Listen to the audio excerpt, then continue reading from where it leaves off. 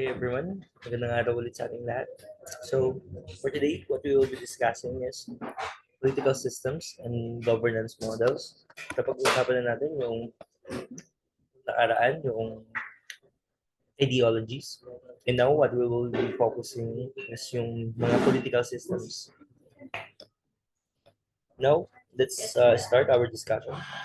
So, political systems, it refers to the structure and processes through which decisions are made in a society, including how power is distributed and exercised. Ano yung examples ng political systems na meron tayo? Democracy, authoritarianism, monarchy, totalitarianism, and theocracy. So, basically, unahin natin yung concept of democracy.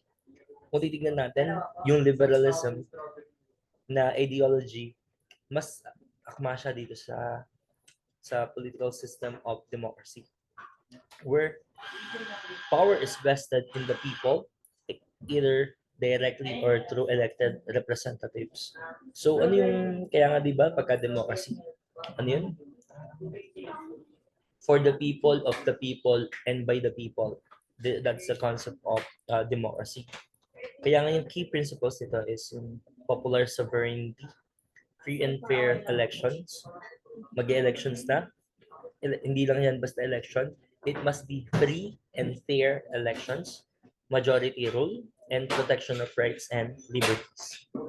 So, democracy promotes political participation and accountability, but challenges like populism and corruption can undermine its effectiveness.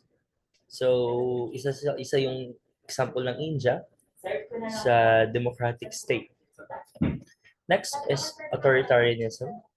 Authoritarianism, it is a political system where power is concentrated in the hands of a single leader or a small elite with limited political pluralism and restricted political freedoms.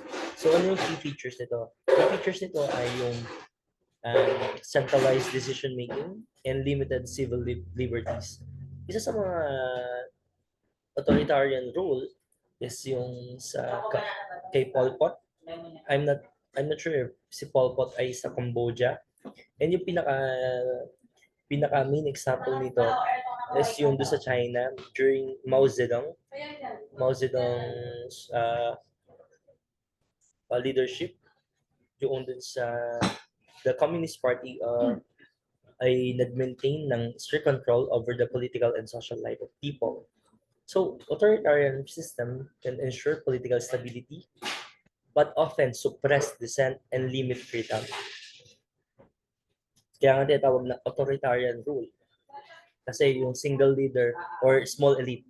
Not ito authoritarian rule, it doesn't mean na isang tao lang yan. Authoritarian rule, pwedeng small elite people. Okay, next is monarchy. Ito na yung divine right of kings na tinatawag natin. Ano yung divine right of kings? That God gave or God vested the power to the king or queen to hold supreme power. Kaya, kaso, itong monarchy, it is often inherited through royal lineage. You know? Like the Kingdom of Saudi Arabia, it is an absolute monarchy. So monarchies provide continuity and tradition, but may face challenges of modernization and political reform. Next is totalitarianism. Totalitarianism, it is a political system where the state seeks to control all aspects of public and private life, often through coercion and surveillance. Kaya nga, with the word itself, total, gustong control yung all aspect of public and private life. Kaya yung key features nito, yung one-party rule, yung use of terror and suppression ng opposition. Itong totalitarianism, isa yun sa mga tinitignan ni Michael Foucault na tinatawag nating panopticon. Ano yung panopticon? Kung titignan mo yung panopticon, ang best example niyan is the concept of PBB or Pinoy Big Brother. Ano ba kasi yung panopticon? Yung panopticon, it is a surveillance kung saan nakikita lahat ng aspeto na ginagawa ng isang individual. And the concept of panopticon is really evident. Sobrang evident niya doon sa PBB. Kung saan almost every aspect of the life of the people inside the PBB is being observed, na naka-surveillance nga. At ang best example nito is the North Korea, where the totalitarian state control, where the government exercise complete control on media, economy, and the lives of the citizen. So, yung totalitarian regimes, it maintains power through fear and control, limiting individual freedoms and dissent.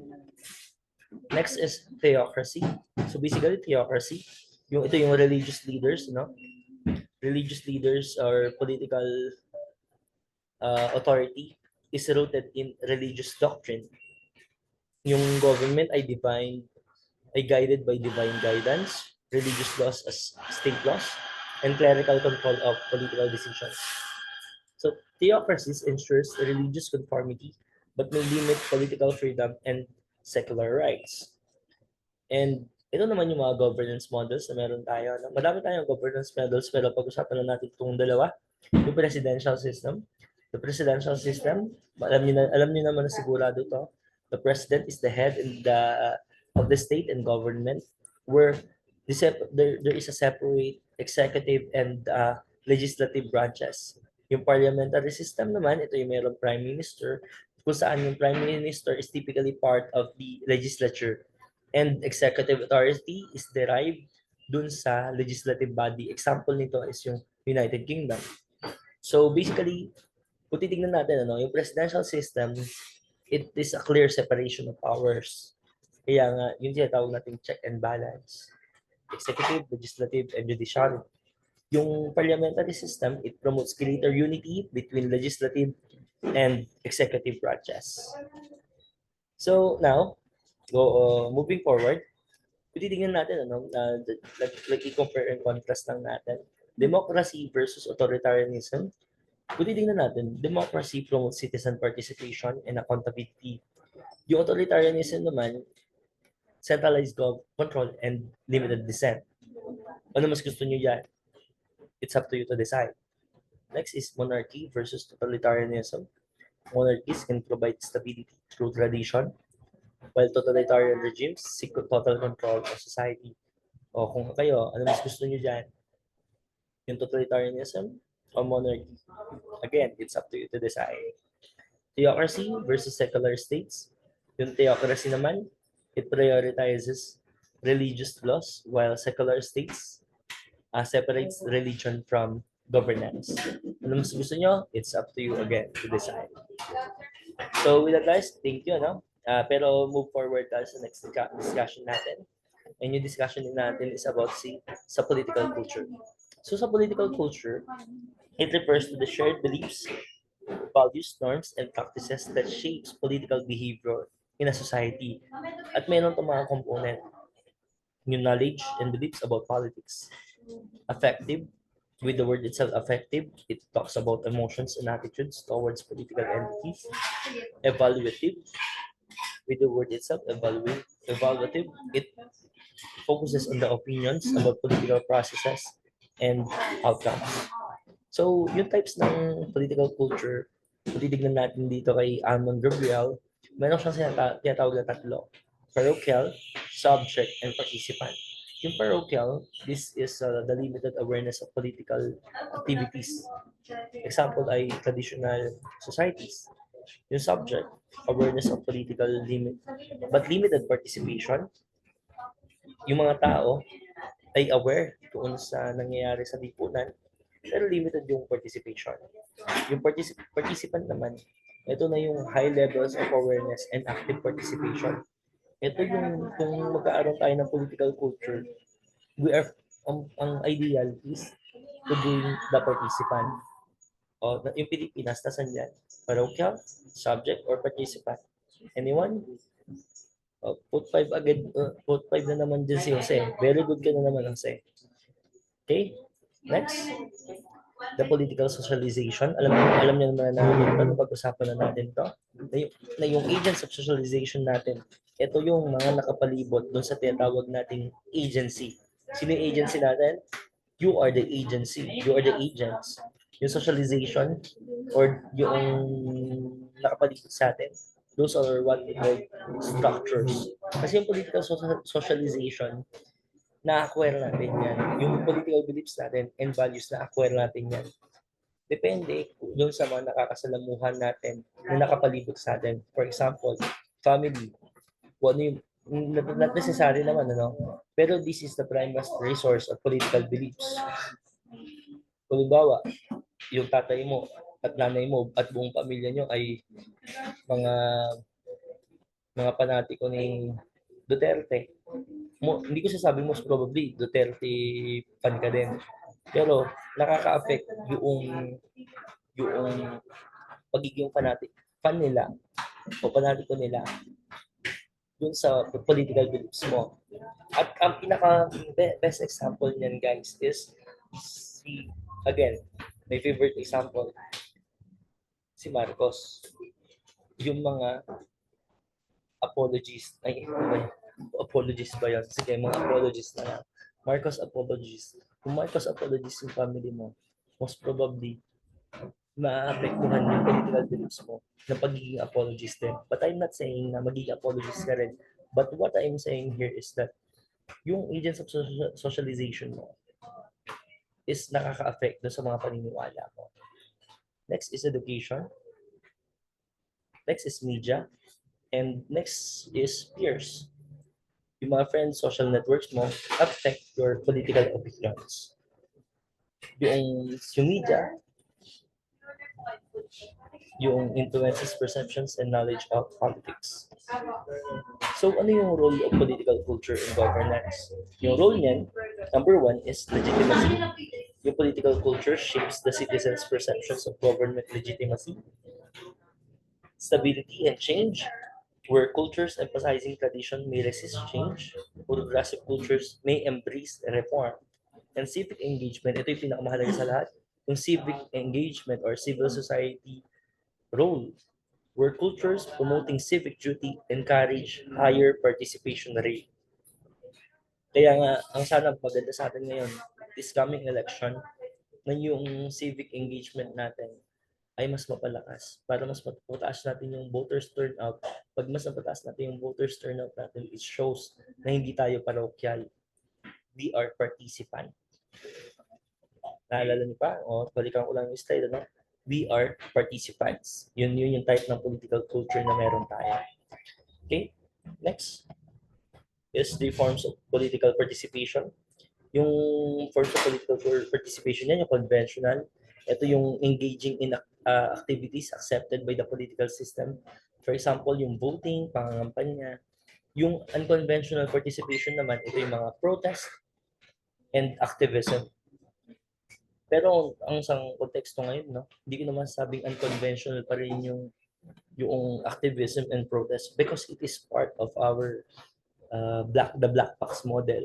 Kung hindi natin nagugustuhan yung nangyayari sa sistema, pwede tayong magprotesta. For example, ito na naman yung concept niya, ano? Umorder ka sa restaurant. Ngayon, doon sa restaurant, binigyan ka ng panis na pagkain. Magagalit ka hindi.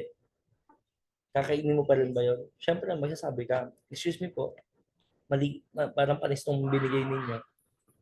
So, those are the things na sinasabi natin na walang mali doon sa pag-pinpoint ng discrepancies or issues doon sa lipunan. Walang mali sa pagprotesta. Walang mali sa pagiging aktivista. Hindi ko sinasabing maging aktivista kayo, but I'm just saying na walang mali doon sa ganung klase ng perception. Gaya ng nakikita natin that yung agents of socialization, yung political culture, it shapes us bilang isang individual. Okay? Kaya yung pagboto, ito ay ating fundamental aspect of democratic participation. Sana mapataas natin yung voter turnout, pero tandaan natin na mayroon mga factors na nakaka-apekto dyan. Ano yung mga factors na nakaka-apekto dyan? Number one, yung socio-economic status or status.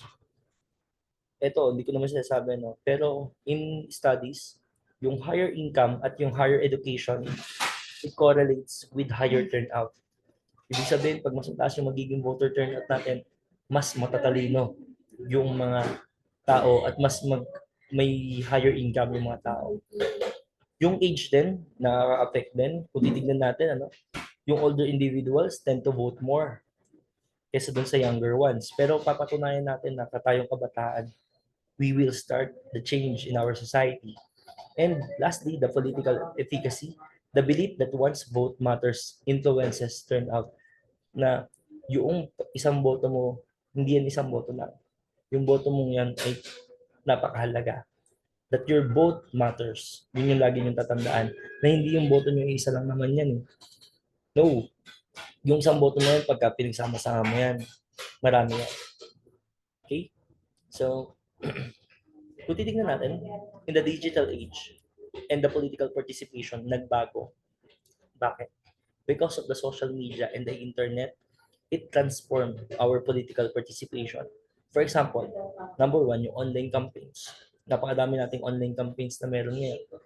Second is digital activism. I'm not fan of digital activism because this is what you also call armchair activism. Pero yung armchair activism naman na yan, na digital activism na yan, napakahalaga niyan para dun sa paghulma or shape noong political culture na meron tayo. And lastly, yung rise of hashtags in social movements, like yung hashtag Black Lives Matter, mga ganyan, yung mga ganyang hashtags. Kaso ang problema dito, yung misinformation and echo chambers can distort political discourse. Okay? So, ano pa yung mga barriers? Number one barrier is the structural barriers, yung laws and regulations that restrict participation.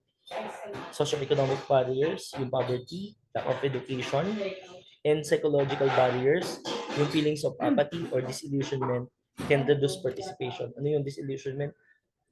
Like, kahit sino naman manalo eh. Pare-pares naman ng mga mangungurap yan. Kahit sino naman yung iboto ko eh. Pare-pares lang yan. Those are what we call psychological barriers na hindi naman dapat nating tignan na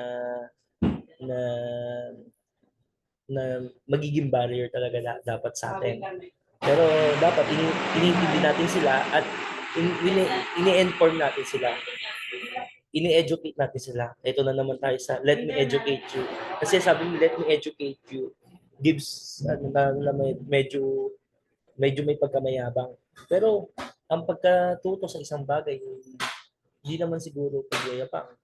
Ang pagpapakumbaba sa isang bagay na hindi mo alam, na pag-amin na hindi mo alam, ay hindi naman siguro pagsasabi na ng quote and quote kabobohan, di ba? So those are the things na sinasabi natin. So with that guys, ay panoorin mabuti ang video at magkakaroon tayo ng quiz next meeting. Maraming salamat. Skirt. Okay na yung dati. Skirt everyone. Skirt.